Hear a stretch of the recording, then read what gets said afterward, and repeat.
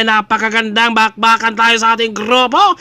Nag-aagawan sila sa kanilang pwesto rito kung sino ang makakatutok ni Sir Alex rin. Humarap dito, binanatan dahil wala dito ang foreigner. Kaya ito parang foreigner yung hatak rin. Sir Alex umaangat sa kanan. Nasa likuran si Steve, tinutukan at dahan-dahang umangat sa kanan. Kaliwa rin dito Sir Alex at Munding nasa kaliwa.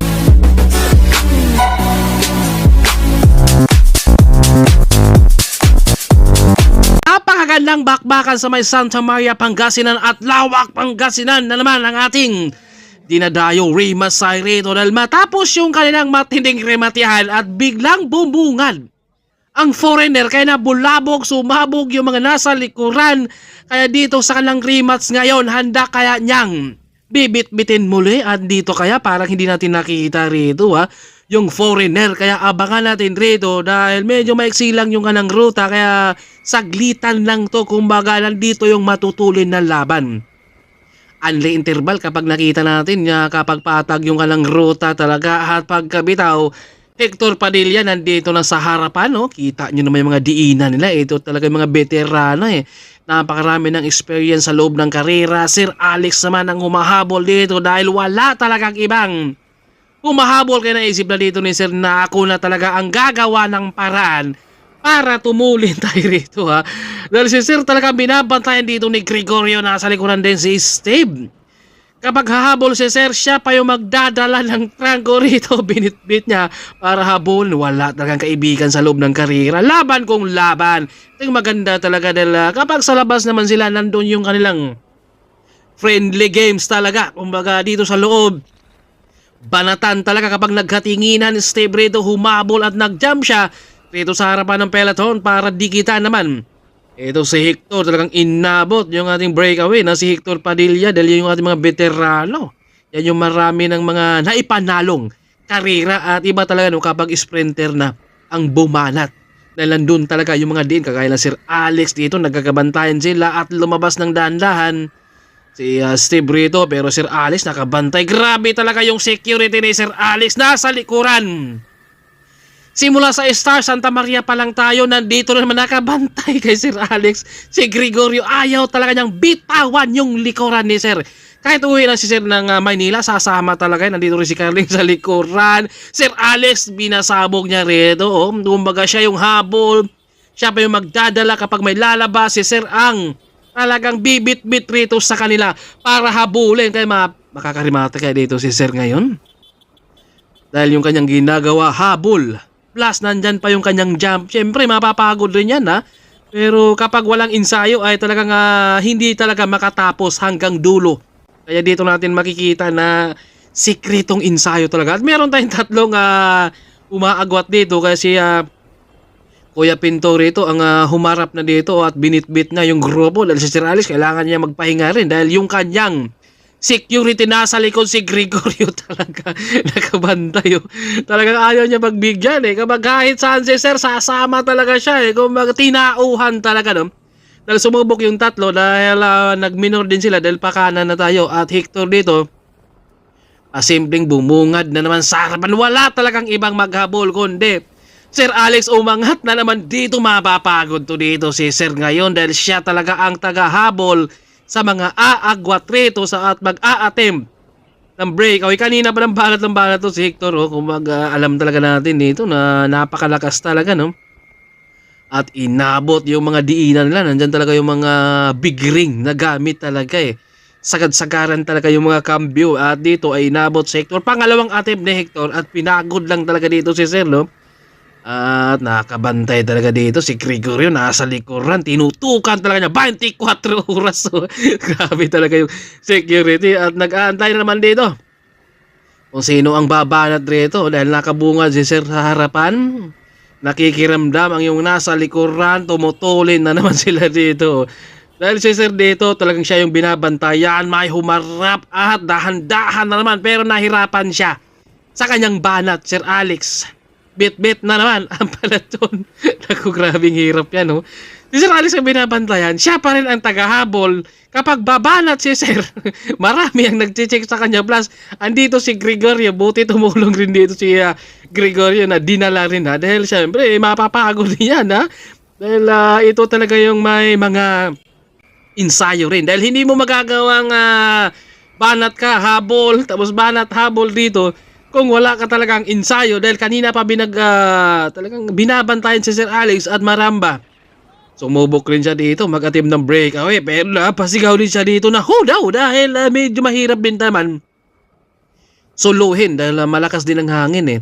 Kailangan meron ka talagang kapalitan. Kaya napasigaw si Idol Maramba din. Sabi niya, sa kanyang banat ha. Dahil ganun talaga no. Ito, bumabagal na siya dito dahil hindi rin talaga siya pinagbibigyan ng ating grupo. Dahil si Sir Alex nandyan na naman sa likuran. Bit-bit na naman niya yung grupo kapag dumikit. Susukli na naman dito si Sir Alex dahil nakikiramdam si Sir Alex sa likuran. Nasa likod na kaya nagmintro na dito si Maramba, dahan-dahang dumidikit sa likuran. Sir Alex umangat na naman, nakabantay palagi. Eto si Gregorio Steve nasa likuran din. Talaga ayaw nilang pagbigyan. Sir Alex dito naaagot. Grabe yung laban natin. No? Na para bang mga amateur lang yung ating nakikita rito. Na kapag nagkatinginan, alam na kagad, dikitan nila kagad at para hindi na aagwat at para hindi na sila mapagod. Dahil kapag hinayaan nila, mapapagod sila. Kaya habang maaga, dikitan nila at Hector Padilla. Lumabas na dito si Sir Alex kanina pa yan. Naghahabol, dinadala ang peloton, habol at umangat na naman dito si Sir.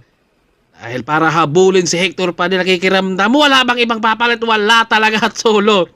Breakaway na natin dito si Hector Padilla. Grabe yung ending ito. Makikita talaga natin na yung kanilang mga kambyo ay talagang nakasagad talaga. Dahil syempre, madalas talaga to silang mag-i-ensayo at saka hindi talaga nagpapabaya rin si Hector sa kanyang ensayo rin. Dahil mga sekretong ensayo na to at Sir Alex dito, siya pa rin ang nagdadala, humahatak, umaangat, tas nagja-jump pa siya dito. Kaya napapagod rin to si Sir, no? Pero talagang napaka-aba rin yung pantes ni Sir. Kumbaga, may ensayo talaga. Dahil hindi mo magagawa yung bibit-bitin mo yung peloton, plus mag-jump ka, mag-a-attempt ng breakaway, at napakalakas talaga to si Gregorio. Kita nyo naman yan, isang paa, tumatakbo ng 41 to 42 kbs. Kita nyo naman yung kanyang diin. Lalo na sa ahon to, mapapatag, mapaahon, kakaiba talaga yung lakas nito. Kaya saludo tayo kay Idol Grego Bulinas, yan yung ating bronze medalist rin. At dito na sila nag-jump dito. Isa-isa na silang naglabasan dahil nakita na dito na nagpapahinga na si Sir dito. Kaya nandito lumabas si Mondeng. Kailangan magpapahinga ni Sir dito. Dahil sa rimatihan, dahil yung ating solo breakaway ay talagang malayo na si Hector Padilla dahil napagod rin si Sir dahil siya yung binabantayan. Kapag mag-jump si Sir, marami ang nakasunod sa kanya. Buong barangay o buong talagang lawak yung nakasunod kay Sir. Kaya talagang nahirapan din naman siya. At dito, matangkad din itong nakabungad rito, rimatihan. Ang ating aabangan natin rito dahil solo breakaway na natin. Si Hector Padilla, malayo na to. Nandito na siguro sa kanya yung mananalo. Dahil flat na lang yung kanilang kalaban dito kay Hector Padilla dahil napakalayo na niya eh. Baka walang ibang naghabol kundi si Sir Alex lang. Siyempre napapagod din si Sir kaya umaangat-angat pa dito. Si Hector talagang meron talagang lakas. Kakaiba talaga yung mga veterano natin. At si Kuya Danilo nag-jump. At Kuya Pinto Kagawa nag-jump rin. Bit-bit na naman dito ni Sir Alex. Ang peloton habang si Gregorio talaga nakatao sa ganyan. Grabe talaga. Ang lakas talaga dito ni Idol Grego Bulinas. So kita nyo naman yung kanyang diin rito eh. Isang paa lang yan pero napakatindi, pumiga talaga lalo na sa ahon to eh. Patag pa lang yan pero kapag pagdating na sa ahon, ang lakas talaga niyan no eh. Umaharap na dito si Sir na naman. Siya naman yung nagbibit-bit dito sa kanilang grupo. At ito may mga nag-jump rito rin. Iba talaga yung mga diin ng mga taga-Pangasinan no. Dahil sanay talaga yun sa mga trangkuhan din ito. Dahil kita nyo naman yung galaw rito ni Kuya Danilo. Talagang nakasagad talaga yung cambio at naputol yung kanina. Sayang parimati na sana. Pero biglang naputol yung kanyang kadina. Hindi talaga para sa kanya. Babawi yan sa may San Manuel na yan na. Dito na abangan natin yung ating rimatihan. Dahil dito nag-aagawan na sila sa likuran ni Sir Alex. Dahil kapag hindi tumago Sir Alex, syempre yung mga nasa likod naman ang babanat dahil dito nagkakadipinsahan na sila kung sino talaga Ang Kuya Pento ang humatak ng peloton. Magandang abangan yung ating rematch yan rito dahil umagwat na talaga ng tuluyan. Si Hector Padilla talagang hindi na naabutan. Kaya napakagandang bakbakan tayo sa ating grupo. Nag-aagawan na sila sa kanilang pwesto rito kung sino ang makakatutok. Ni Sir Alex rin humarap dito. Binanatan dahil wala dito ang foreigner. Kaya ito parang foreigner. Yung hatak rin Sir Alex umaangat sa kanan. Nasa likuran si Steve tinutukan at dahan-dahang umangat sa kanan. Kaliwa rin dito Sir Alex at Munding nasa kaliwa rin tapatan. Umagwat rito. Si Steve humahawal Sir Alex dito sa kanilang makakalikit makaya at hindi na.